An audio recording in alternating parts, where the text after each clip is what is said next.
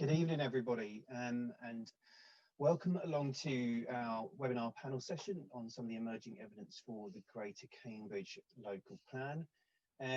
My name is Paul Frainer. I'm Assistant Director for Strategy and Economy at the Greater Cambridge Planning Service. I'm just going to do a little bit of a intro and housekeeping for everybody, and then we'll get straight into the session. So we've got about an hour. The topics around for you as the public and people who have arrived to see us to share some of the information that we've been working through and developing over the last few months on the Greater Cambridge Local Plan, and kind of give you a bit of a heads up on what we've been doing and give you a chance to answer some questions. It's not a formal consultation, it's just good practice really. We promised we'd be transparent and try and share things as they were coming out. We felt this was a good time to share some of those thoughts as they were published for our committee groups as well. The actual formal consultation stage, for those of you interested, will be back in the summer 2021, which seems a long way away from now, but in our team, I think that's coming out pretty soon.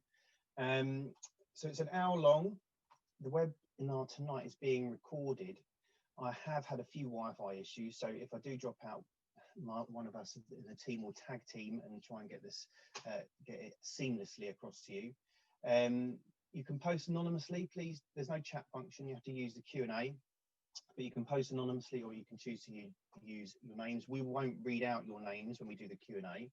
So there's one slide presentation, which is about 15 minutes long, followed by a 15-minute Q&A, and then another slide presentation, which is about 10 minutes, followed by another 10-minute Q&A. So that's the format.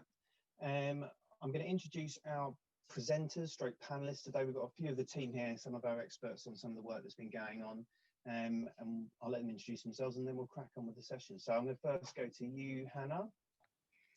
Hi, my name's Hannah Loftus. I'm the lead for engagement and communications with the Shared Planning Service. Thank you, Hannah. Stuart. Hi, my name is Stuart Morris. I'm a principal planner in the Policy, Strategy and Economy team for the Greater Cambridge Shared Planning Service. Thank you, Stuart. We'll go to John. Hi, John Dixon, Planning Policy Manager, working on the local plan. Cheers, John. Caroline. Hello, I'm Caroline Hunt. I'm Strategy and Economy Manager, working alongside John on the local plan.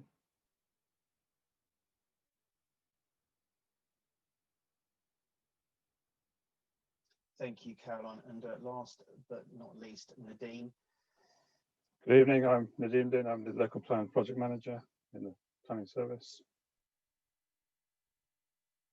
Cheers, Nadine. We've got Jo Burnham up in the corner as well. She's helping us run things tonight from the tech side of things, and help running the chat. So I'm going to hand over to Hannah, who's going to present with some slides, and we can get on with the webinar.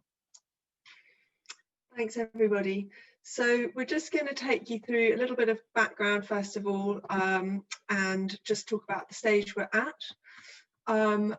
Sorry, apologies, that went a bit faster than intended. Just to clarify where we are at the local plan preparation, as Paul outlined, we're in between the first consultation that happened earlier this year and the preferred options public consultation, which will be around the middle autumn of next year. So at this point in time, we've just published some initial evidence findings, and this is part of some stakeholder engagement that we are doing over the next couple of weeks. And we wanted to just share that with the public as well, so that you're all cited on the kind of evidence that is coming out at this point in time and what it might mean for the plan going forward. Just to recap that we are structuring the local plan around some of the big themes that we consulted on in the function and in the first conversation. And there was a really strong support in the consultation responses for those big themes in terms of a way of structuring and understanding what's important about the area going forward. And what was really interesting was that climate change was definitely the highest priority, with wellbeing and social inclusion as a second. And I think that really helps us frame what we're trying to do with the plan, which is balance. How do we meet the needs of our communities in terms of jobs, homes, affordable homes, and other things to do with wellbeing, alongside the climate change emergency that both councils have declared and our need to get to net zero carbon. The plan obviously takes place in a wider context, which we're very aware of, and talking to many partners regionally and nationally about that, including the Oxcamp Arc and East West Rail. And then, of course, the background of the City Deal, which brings in a lot of investment based on supporting growth, which is identified in our adopted local plans. And of course, the work that the Combined Authority is also doing. So we're very mindful of that context, and some of the evidence that you'll be hearing about also talks about some of those wider issues. It's very important that the local plan that we come up with is what is known in the technical terminology as sound. That basically means that it passes the tests that are set for us by the national planning framework that we are required to work within. Those 4 points are here on the slide, which are to be positively prepared, which means that we need to have objectively assessed the need for development in our area and meet that as a minimum. It needs to be justified, so we need to have looked at reasonable alternatives. We can't just go to one solution without having looked at what the alternatives are. And it needs to be effective, which means that we can actually achieve it in practice. And of course, it has to be consistent with national policy. So during this last stage, since the first conversation, we have been doing an awful lot of work to gather and analyse a range of baseline data, and also start to explore what some of those reasonable alternatives and different options might be. So we've commissioned a range of evidence-based consultants to work with us, and we have also calculated the minimum requirement according to the government standard method, which is essentially a formula for how much housing the area may be considered to need as a minimum. We've also looked at future economic growth and what that might look like if it was faster, and those are some figures that Caroline will go through in a minute, and then what housing levels might be needed to support that. We looked at a range of broad locations for new development, and those are very deliberately diverse, so this is not about saying that any one of those locations is the strategy that the eventual plan might have. It's about testing what are the implications of different sorts of approaches for locating development. And what this stage is really about is then testing that against some of the emerging evidence. So asking those specialists to tell us, well, in regard to net zero carbon or water or any of these other matters, how well do each of those locations perform? What are the pros and cons? And that's really about helping ourselves and our elected members and councillors here decide on what the preferred strategy may be going forward. So we've published this all on our website, and we'll show the website details at the end of this for your records. And it really is about being transparent with us. We want to help everybody test this, and we have been holding and are continuing to hold a series of workshops for representatives from different stakeholder groups to get some more detailed input from them. I'm now going to hand over to Caroline, who will start talking about the growth level options that we've been looking at. Thank you, Hannah. A key part of any plan is to consider what the future needs for its area is for homes and for jobs, the infrastructure that supports it, and we've set out those overarching themes that will be the lens through which we look. But looking first at the issue of homes and jobs, national policy from government tells us that we must use a standard method to calculate the minimum number of homes that are needed for our area. And we've wanted also to then understand the number of jobs that would be supported by that number of homes. But as Hannah said, we've also commissioned evidence to look at future job growth potential in this area, recognising that the Greater Cambridge area is nationally and in fact internationally significant in terms of economic growth, particularly around the high-tech and life science sectors. And there's been really fast growth in recent times. In fact, over the last 10 years, we've delivered, it looks from data to be almost a significant proportion of the growth that we anticipated coming over 20 years in our current adopted plans. And the evidence is suggesting that there will be continued strong growth in those key sectors. So we wanted to understand that if there is potential for future jobs growth in the area, what would be the number of homes that would need to sit alongside that? to make sure that we are providing for a sustainable form of development in this area. And that's led us to, through that evidence, identifying some potential growth levels. So in the table on the screen, you can see that we have benchmarked that against our current adopted plans. And the minimum level of housing growth is a little more than we've been delivering per annum in our current plans in terms of homes, but actually would be a reduction in the delivery of jobs into the future. Looking at the medium level, our economic forecast suggests that this is the most likely outcome, taking account of long-term historic growth over the last 10, 20 years or more. It does take account of the fast growth there's been in key sectors in the recent past, but it does take that longer term trend, thinking about the economic cycles that we inevitably go through. And that gives us a medium level of growth that we've looked at in testing reasonable options. And then it does look at potential for, actually, if the fast growth over the last 5-10 years in these key sectors were to continue, what might that look like in terms of jobs growth? And then we've looked to understand what that looks like in terms of homes to sit alongside it. And thinking about the supply of land for bringing forward jobs and homes, on the job side, we already have quite a significant supply of employment land that goes some way towards meeting even some of the higher jobs forecasts here. And then on the housing side, we have already quite a significant supply of homes within our current plans. Hannah, could you go to the next slide, please? Thank you. And our current plans include significant amounts of development. So that includes a number of new settlements, for example, like at Northstowe or Waterbeach and so on, where we always knew they were sites that were going to deliver well beyond our adopted plans to 2031, and actually potentially beyond even the new plan to 2041.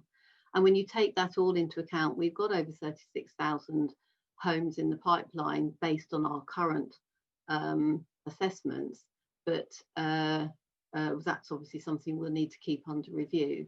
It's also important that our plan is capable of adapting to rapid change, and to do that we've included a 10% buffer on those numbers that you saw on the previous screen. So when you look at that together, that suggests that in terms of additional housing that needs to be allocated in the new plan, that ranges from about 4,000 for the minimum, around 10,000 for the medium, and around 26,000 for the maximum. So quite a range there in the amount of homes that we need to find. But I think it is important to think about in the context of the overall supply we already have.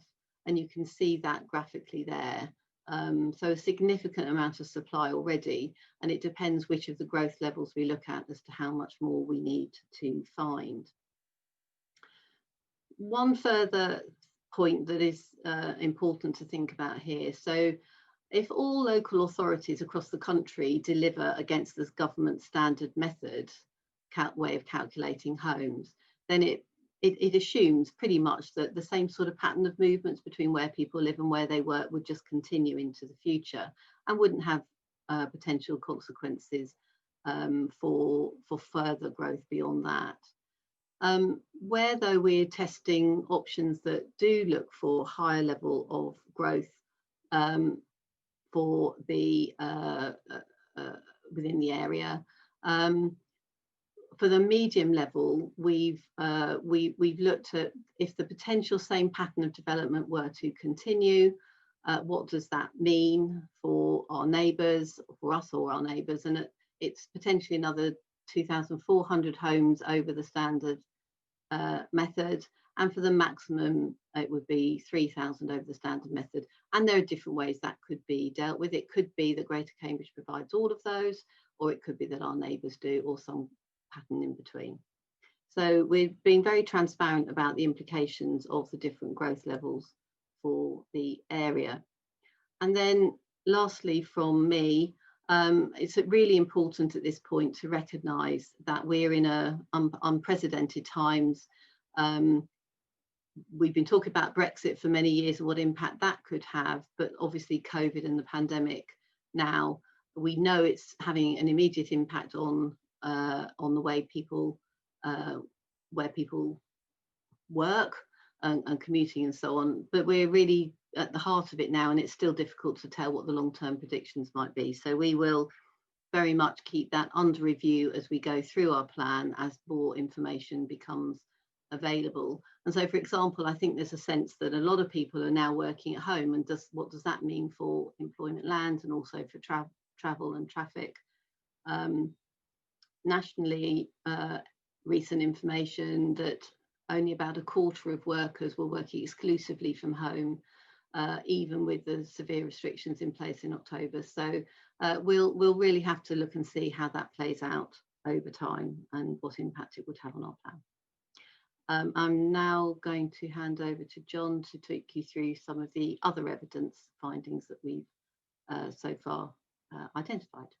So local plans are supported by an awful lot of evidence behind the reasoning behind the policies and helping develop really what the plan needs to address and how it might go about addressing it. And at this stage, we've published some of the initial findings of that evidence that we've done so far, particularly looking at the evidence relating to the impact of some of the growth numbers choices that Caroline's just run through, and also some of the spatial choices, which I'll come on to talk about later. Just to highlight a few of the studies which really have some important evidence relating to those numbers. We've commissioned a study specifically looking at how our local plan can contribute to the journey towards net zero carbon. It's a big issue for both councils. It's looked at what the different implications of where you put homes might have for carbon.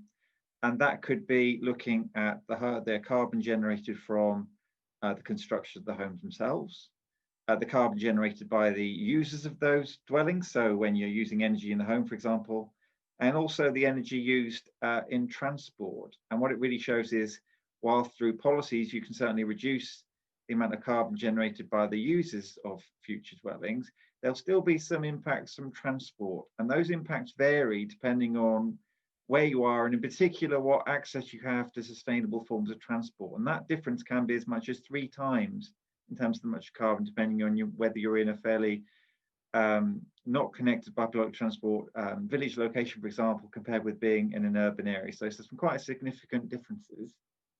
There's lots of charts and diagrams in the study, which you can see on our website, but I'll come on to later showing some of the spatial choices we've tested.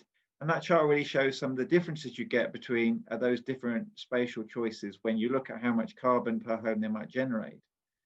And the next chart shows how you might compare the amount of carbon overall. So particularly interesting on the left-hand side of that chart, it shows the amount of carbon being generated from our, well, existing developments, the existing districts as they are now. Moving across to the right, it shows us much smaller bar chart showing the amount of carbon generated by the growth already in our pipelines. And then in the more colourful bit towards the right, it starts to compare the growth choices we've been testing, those amounts of growth, looking minimum, medium, maximum. And business as usual, it's referring to building dwellings in the way we do now.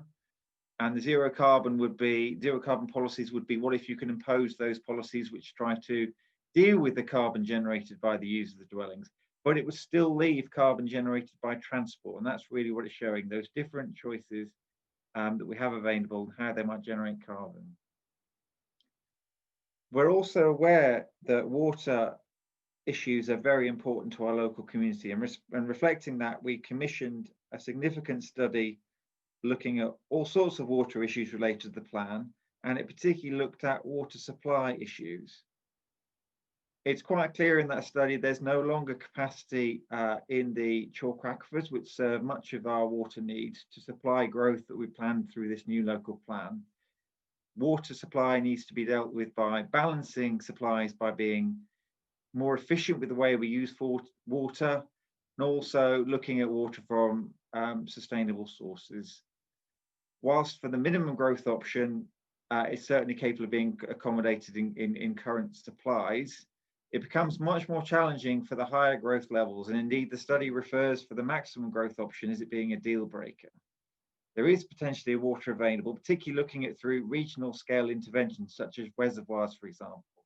But because of the timing of those, in current normal ways you deliver water infrastructure, they won't be available until the mid-2030s. So that would have impact on how you could deliver those high growth options unless you can find a way of delivering them more quickly.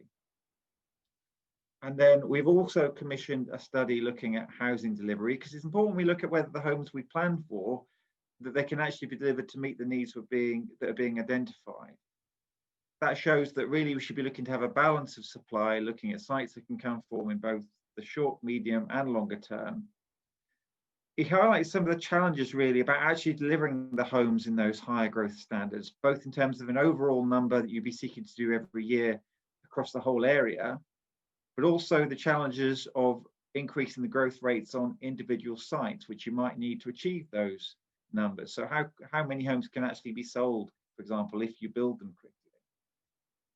It shows that the medium option largely is capable of doing, but it might be more challenges related to that higher option. And then just quickly to highlight some of those pros and cons again, with the minimum, it's likely that you can address the water issues through appropriate policies. You can probably deliver the homes, but those homes targets don't necessarily respond to the evidence on the economy that Caroline highlighted earlier. And then on the medium, the water issues are more challenging, but can plausibly be addressed. Housing delivery can be plausibly addressed.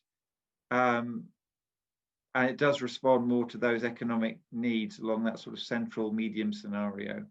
And then for the maximum, as I mentioned earlier, for water, it looks more challenging. For housing delivery, more challenging as well. And I think now we're moving on to some Q&A. Many thanks, John, Caroline and Hannah. So yeah, I've already see some questions coming through now. So if you want to type your questions into the Q&A function down the bottom, we'll try and work through them. If we do overrun a little bit at the end, I think we're okay to do that. So just quickly, I'll deal off with the first one. Because it is a webinar session, you have to ask through the Q&A function rather than ask questions vocally. I think that's just the way that this Zoom setup particularly works for this session. So I'm going to pick up the first question. Should any plans be halted and reviewed considering the changes to our economy, ways of working, where we now work in the last 9 months? So I think, as Caroline, I'll touch on this quickly and others can come in if they wish to.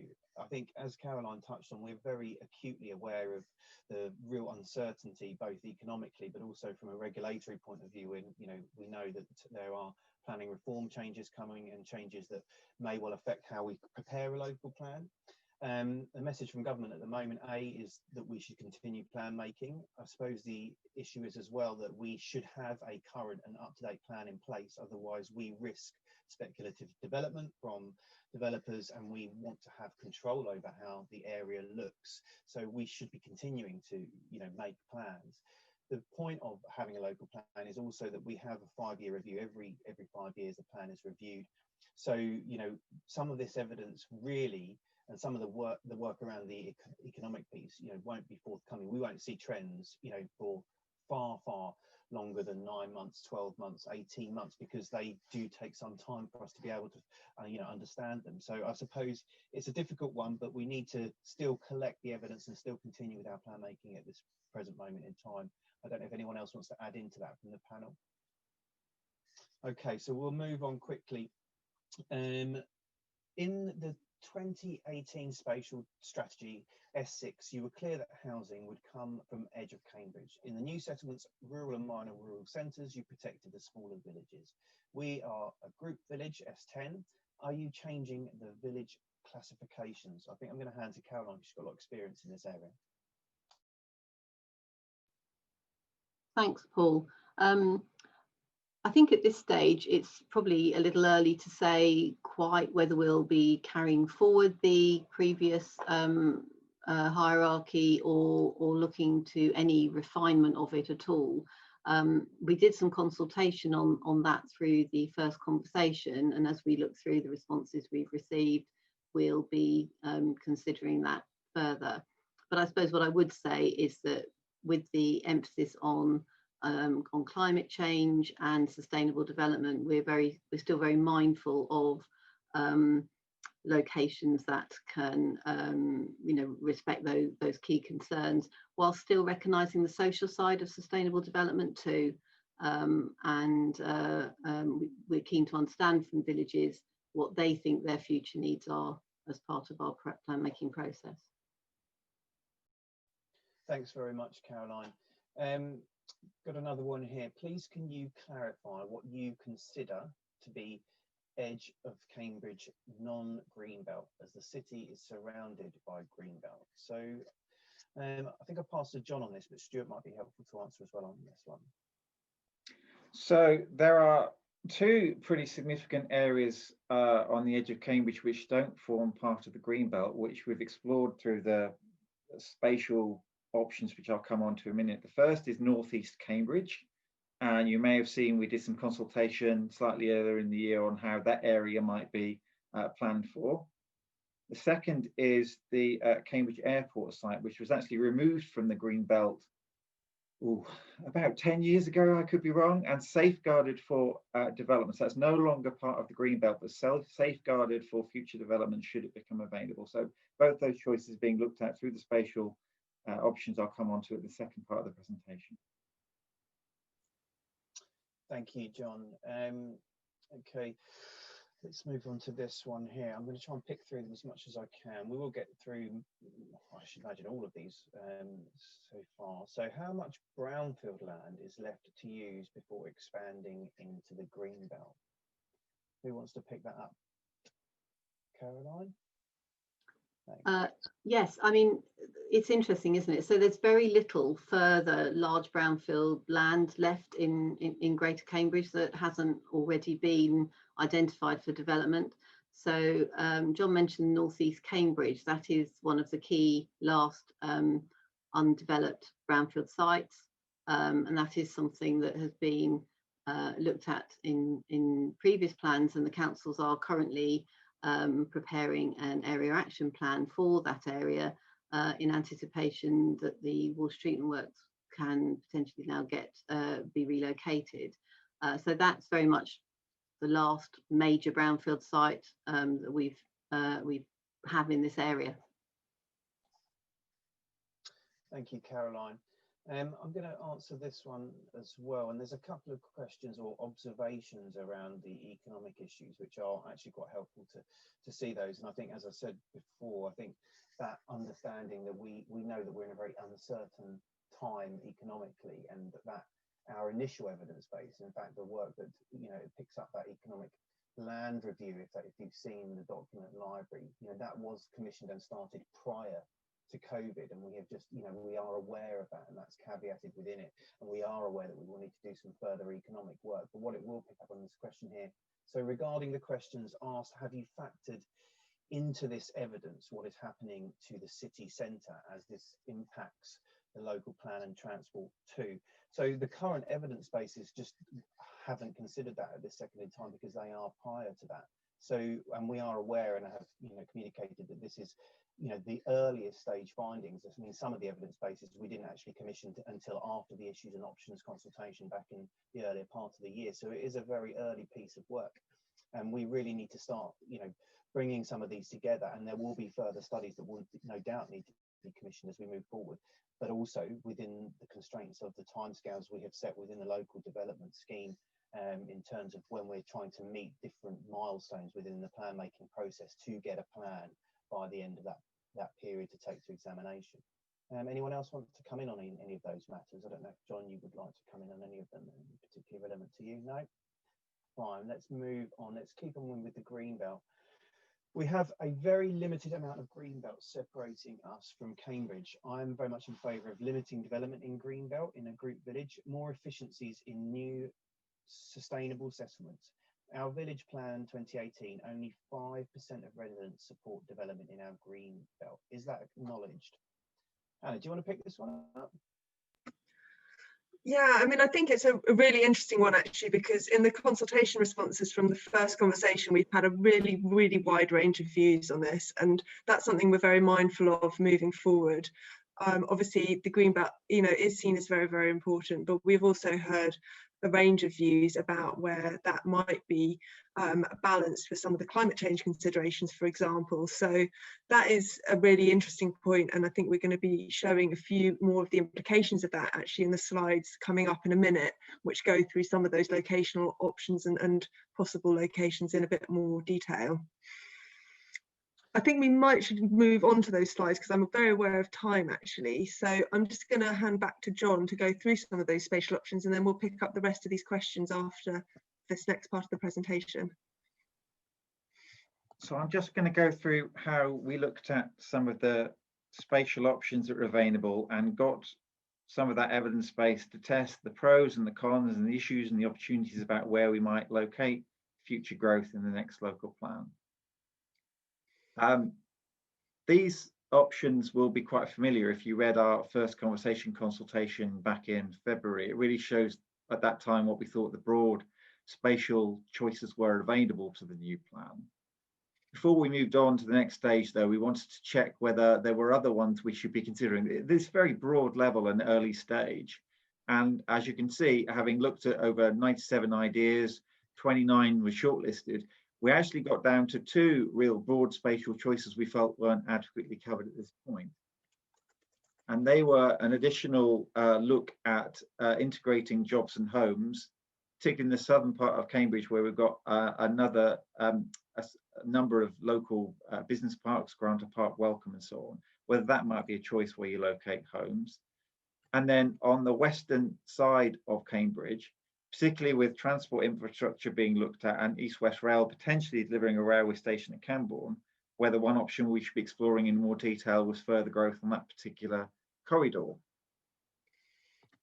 Having come up with those options, effectively we allocated the numbers of homes we were testing, as we talked about earlier, to make sure we had 24 spatial strategy options with the same number in them. So three different growth levels of medium, maximum, minimum, and then the 8 with a same growth in each of those sets to make sure we were testing the same.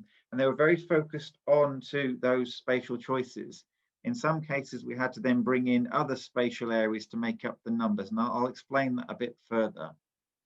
They're quite clear choices at this point. You might think they're very clear and very focused on a particular choice. That was really deliberate because we really want to be able to identify the pros and cons. The plan at the end could take elements from a number of them, but this is really a testing phase. So running through these spatial choices very quickly, the first one I mentioned was a densification approach. And this one was really aimed at testing the idea of what if you try and focus development into existing urban areas. And as you can see, for the minimum option, we tested putting the homes into the existing urban area and highlighted some of the pros and cons of doing that. For example, the focused options in urban areas means you get good access to transport and so on, but have some challenges about building in existing areas that you would have to overcome. And then as we go through towards the medium growth, clearly you'd need to put additional growth in your very focused option and bring in further sites such as the airport site.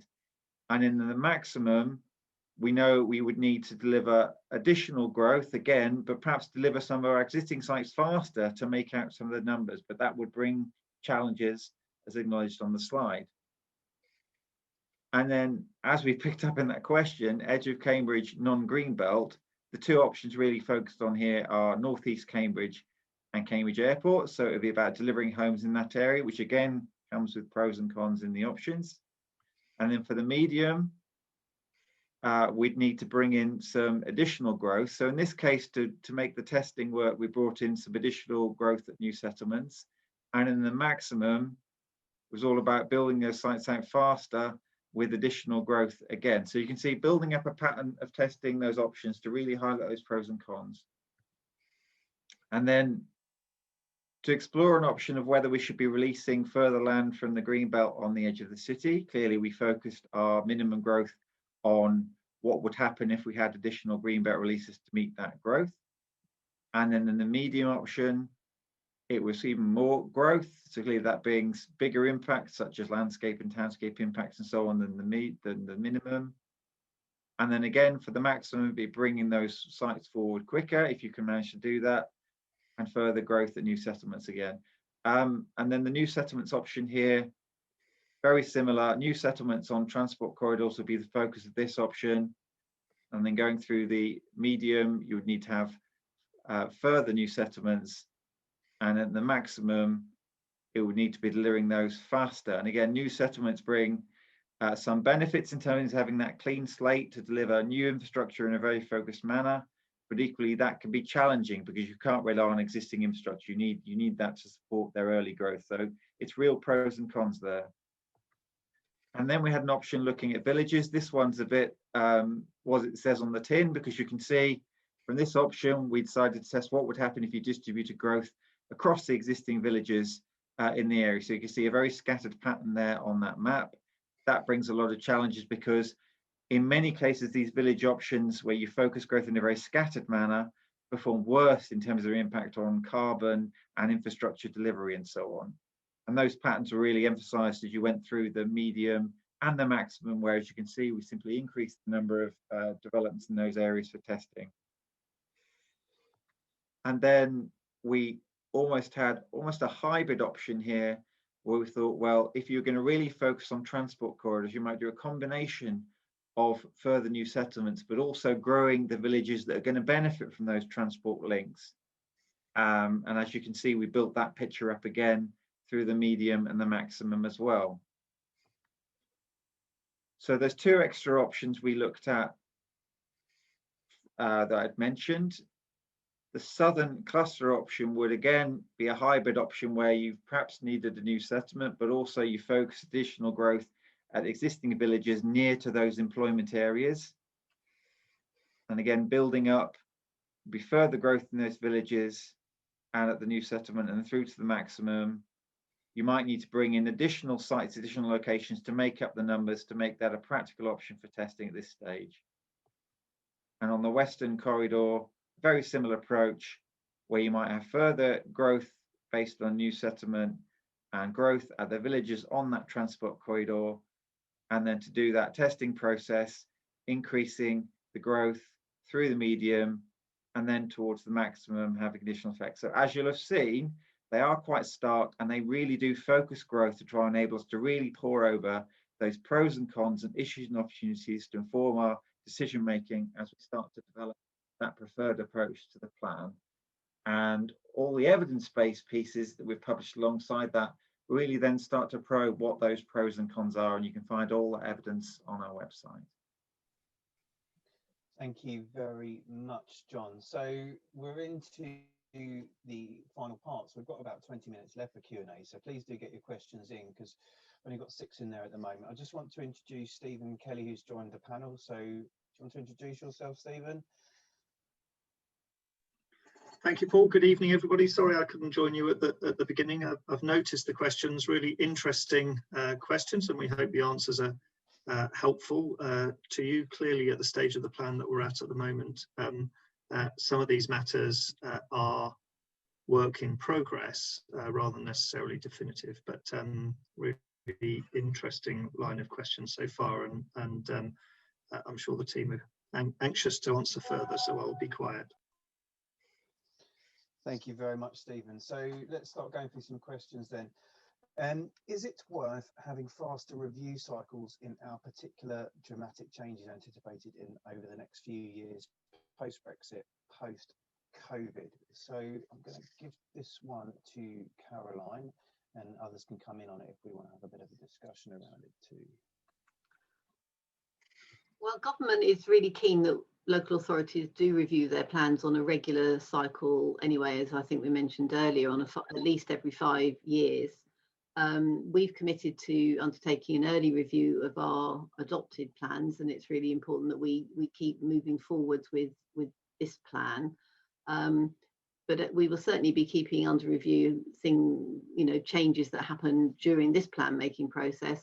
And it's always possible that when you monitor a plan once you've adopted it, and if there are reasons to make changes, you can make partial changes to plans as well as full-blown comprehensive reviews. So that's very much something that we can and will keep under review as we move forward. Thanks, Caroline. I'm going to move on to, would you consider incorporating in the new local plan developing further eco-housing developments like Marmalade Lane in Orchard Park, Cambridge? Stephen, I think that you're keen to pick this one up, so I'm going to pass this one to you. Thanks, Paul. Just very briefly, well, I think the work that John has been leading on looking at net zero carbon actually means that I'm sure that eco homes, passive house type developments will be an important part of the spatial strategy heading towards the plan through the plan period. John, I don't know whether you want to comment on any further on the work that we've done around net zero carbon and its implications, but I'd encourage everyone on the call to look at it. Yeah, absolutely. Stress that study is really only an initial phase of that work, and they are very much looking at what standards we might need to include, and we'll also need to feed that through all the evidence bases. So what implications it had for the viability of sites, for example. So there's a lot of work to do that we're still bringing forward in those studies. Thanks both. I'm going to pick one up on a pretty live subject nationally at the moment. So also government algorithm is going to be adjusted to avoid favouritism of the southern and eastern regions. And we've had a little bit of thought around this. So I'm going to ask Stuart Morris to pick this one up. Stuart. Thanks, Paul. Obviously, there's been a lot of news about algorithms generally this year and last. I guess it's possibly worth noting that this algorithm is really a fairly simple calculation for determining our minimum housing need, which takes into account past population growth and adjusts for affordability challenges. And the favouritism that's come out in the news about South and South East, to my understanding, reflects those affordability challenges that you see in this area and in the South East. There was this consultation on a revised version that sought to place greater weight on the change in affordability over the last 10 years. And for us, that suggested it might lower the figure. But now there's been clearly significant negative responses to that suggestion. We don't know where that's going to go right now. Cheers, Stuart. Okay, next one. What is the likely demand for new employment land? I'm going to go to John for this one. Stephen, you might want to dip into. Well, I think the answer to this one is set out in the study. We've published an employment land review study, which you can find on our website. And some of that findings are that we have got a strong supply of existing employment land, but it does say there are certainly some quantitative, but also qualitative issues that need to be addressed in that supply. So, for example, it certainly highlights we might need some further space for small sort of warehousing, because we're all perhaps using online services more than we did a number of years ago. It also picks up some issues like there might be certain types, even with the high-tech industries, that aren't being have sufficient space for, like wet labs, which are a particular type of lab they use in life sciences. So there is still need for certain types of employment, but a good supply out there. And if you want to look at the detail, please go to the study. Yeah, and we will highlight you to this website as well afterwards, where the studies are all there. They are in one single document library. They should be reasonably easy to find, but we can always help with that. I'm going to move to a transport question now. When can we expect to study into the impact of these options on traffic densities in Cambridge? At times, we are close to gridlock now in some areas, and pollution exceeds permissible levels at some times of day. So Caroline's leading on the transport. Pick this up, yeah. Caroline? Yeah, thanks, Paul. You're breaking up a bit, but yes, I'm happy to take that one. We've started some initial work on transport modelling of the different spatial options that we've tested. That's to understand both the overall traffic implications and also how different spatial options perform in terms of how attractive they are to get people out of their cars. Actually, because a lot of what we all want to see moving forwards is that we use more sustainable forms of travel. So a lot of it is also around how accessible different spatial options are by active modes, so cycling and walking, but also by forms of public transport too. And that will very much continue as we move through the process of moving towards a preferred option and making sure that we understand if there are transport mitigation measures needed to improve and deal with the impact of traffic, that they're something we require through the plan. I think the other thing I would just say around the pollution part of that question is that both pollution but also the emission side of thing is really important. And as John was saying in the zero carbon evidence, it's really helpful to us to start to try and get a sense of actually how different the different spatial strategies are. You know, we've always known that if there's a higher level of bus use or whatever, that's likely to be better in terms of its sustainability and its emissions and impacts. But through this quite innovative study, we're trying to get a more of a quantitative idea and understanding of those different choices, so that can feed into our consideration as we move towards preferred strategy. Thanks very much, Caroline. I'm going to pick up one question around zero carbon because it's a quick one, and then I'm going to move on to an interesting one about brownfield land. So can we confirm the zero carbon is zero from the construction as well as a lifetime of the property?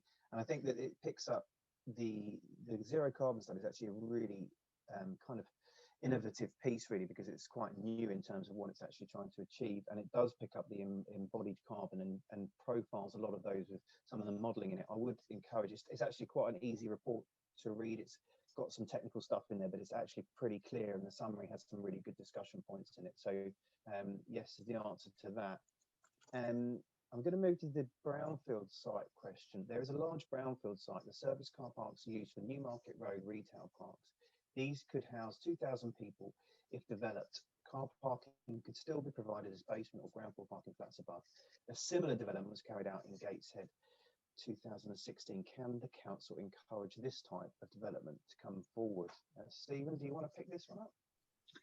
Thanks, Paul. Yes, absolutely. Obviously, the site in question was previously developed land, and I'm aware has some ground condition issues with it. But certainly the work that we'll be doing, we'll be thinking quite hard about sites like this, particularly in the context of other questions that people have asked about the future of retailing and so on.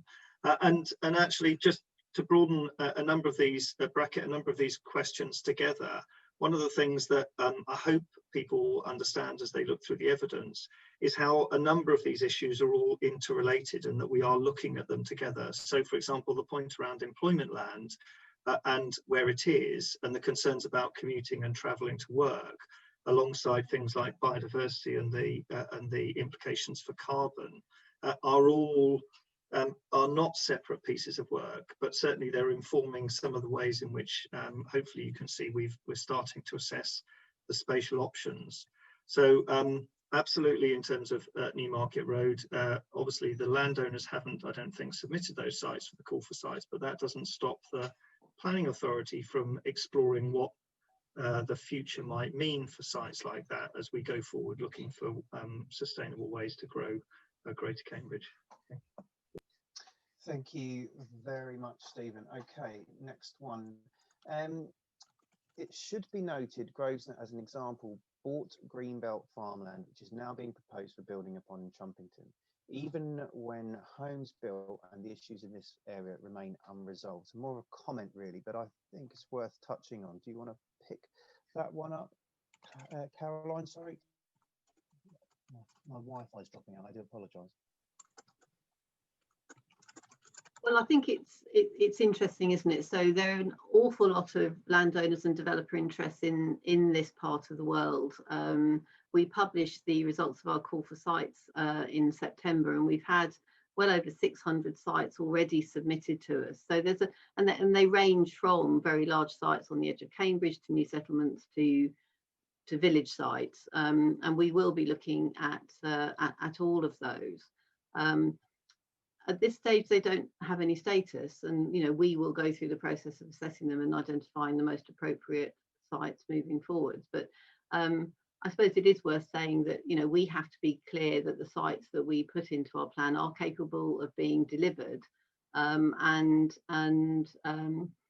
having willing and able promoters is not a bad thing as a as a matter of principle. But what we have to do is to make sure we take from the best sites that are most appropriate for our strategy to include in our plans.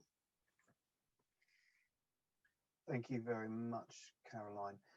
So I've got a question. I've got two. No, let me just do this one first. I think. How do you correlate what is being said about the local plan and transport schemes currently going through consultation? SQL prioritised transport schemes, who SQL, just to let you all know, are some of the consultants who helped prepare the GL Hearn report on our economic modelling, and they worked on Cambridge Ahead modelling on the government's city deal funding for these schemes, along with GL Hearn, who are a real estate consultancy. So I think the question is, how do we correlate the work that the transport and economic work is being done by the same consultants? Do you want to pick up on this one, Stephen? I'm happy to address it. There's two elements to the questions, I suppose. The first is we have worked with a set of assumptions from the transport strategy that was associated with the last local plan, in both looking at the performance of existing spatial options, but also in thinking around what that strategy, which of course will continue through to 2030 and beyond in terms of its current site allocations, means for infrastructure requirements. There is further work that's going to be undertaken on transport for this plan, including starting to try and think about some of the potential implications from shifts in behaviour and movement, as we've said earlier. I think if there's a concern about the being expressed in the question about the provenance of the work, the reassurance in many respects, regardless of who the consultancy is or who it is who is preparing the work, is that we have a competent and extensive team in Greater Cambridge working on these issues, who are working for you effectively. They're all part of the local planning authority, and of course all decisions of the service on the local plan will be informed by members.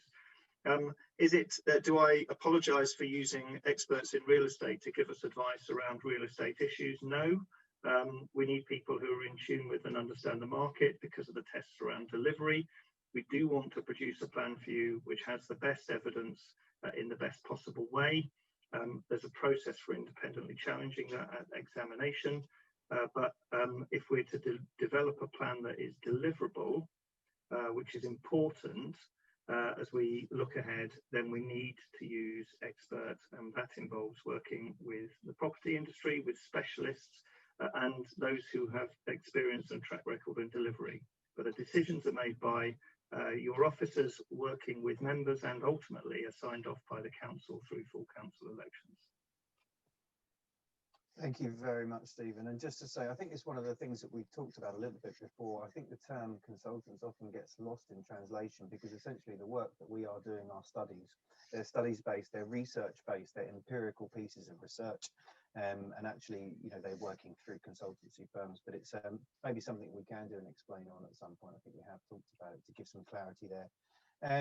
So how do these fit in? So I'm assuming the plan that we're talking about now fit in with the CAMS Peterborough Combined Authority work plan. And Caroline, I think I'll come back to you on that. You're doing some of the strategy work. Thanks, Paul. Well, we have, as part of our plan preparation process, it's important that we engage with a wide range of interests, and that very much includes the Combined Authority under our duty to cooperate. So we engage with our neighbours, we engage with the Combined Authority, County Council, and a range of others.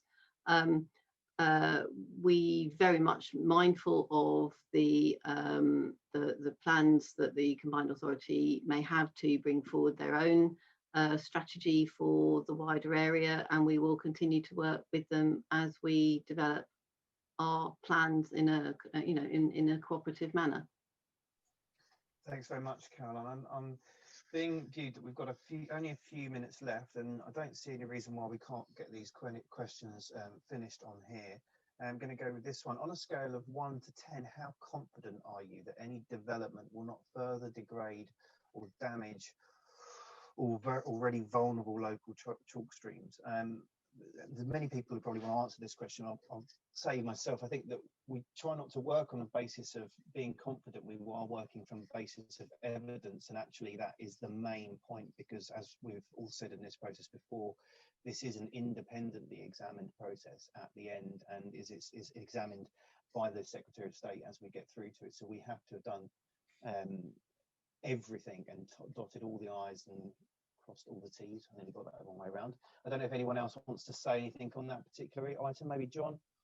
So it really links to another question that's actually come in later on. I think, well, the study we've published really is only an interim stage. The full water cycle strategy will now be in production, and we will be looking to see what that can do to provide the certainty about how water supplies will be addressed going forward. I guess the other issue is clearly we are working with other stakeholders in water. So, for example, Water Resources East, who are also producing a plan for how they consider water resources can be addressed across the region. They're going to be consulting on a draft plan next year, so we'll very much be wanting to work with them. So we're working that our growth levels we're planning for are aligned with the plans they're doing to look at how water can be delivered sustainably. Thanks very much, John. Okay, moving into this one, this is an interesting one. When looking at other countries, also recent discussion with emissions air quality, would Cambridge consider the move to a Swiss-style non-ICE cities with all the last 3 miles delivered by non-emitting vehicles, bikes, and increasing process of metro, tram, bus for public movement? I'm sure that quite a few people would like to answer. I'm going to give it to you, Hannah, first, because I'm sure you're interested in this one, and others can get involved as well. Yeah, I mean, I think it's a really interesting one, and we've explored a lot of this actually as part of the North East Cambridge Area Action Plan consultation recently, where we have looked at essentially that last mile delivery question in quite a bit of detail. Cambridge does lead on a lot of this because we already have cargo bike deliveries and so forth happening in the city, which is really fantastic. So, you know, it is something that we are looking at very seriously and trying to really have that last mile approach, looking at delivery hubs, for instance, whereby you consolidate the deliveries into a specific hub from which they can then go. Either people can pick them up themselves by their own bikes or by foot, or they can be delivered by bike. And also all of that transport that we've sort of touched on across the wider region with all the other public transport schemes here. I think it's a really interesting one because it comes to that point about carbon emissions and transport. Fundamentally, that's really fine for locations that are really compact and really well located in terms of accessibility. Clearly, in more fringe or rural locations, that can be really challenging. One of the things we're aware of is the transport emissions associated with development, and not just people going to work. There are also people going to the shops, picking up their deliveries, going to school, going to the doctors, doing all the other things in daily life. So we have to make sure that we're sustainable from all of those aspects of transport, not just looking at the commuting. Thanks, Hannah.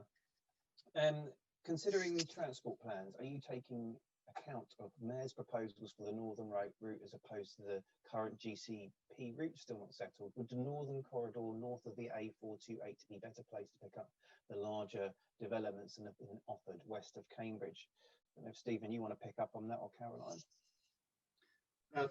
Thanks, Paul. Obviously, at this moment in time, in terms of the work that we're doing around spatial options, the transport modelling will be subject to sensitivity testing, looking at the implications of the CAM, but it isn't at this stage at a fine grain level where it relates to specific alignments. So it's not going to be, I don't think it's a point of detail at this moment in time for this part of the plan making process. Caroline may well wish to comment in terms of the transport modelling work to date, but that's my understanding. Simply to confirm that the transport modelling assumes a high quality public transport connection along that corridor, similar to the GCP proposals, but it's not route specific at this point in the process.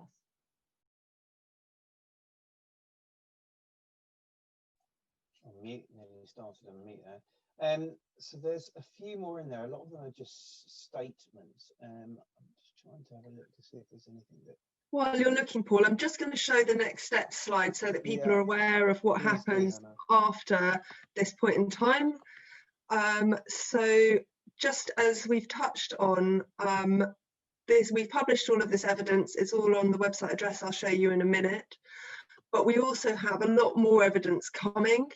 So by no means is this it. A lot of these, as has been mentioned, are also interim studies.